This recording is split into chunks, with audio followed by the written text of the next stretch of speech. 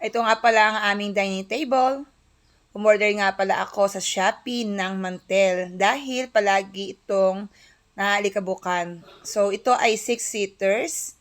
Kaya naman umorder ako sa Shopee at maganda naman ang nakuhang review ng mantel na ito. So, tinesting ko at nang dumating ay talaga namang napawaw ako. Maganda nga ang quality nitong mantel na ito.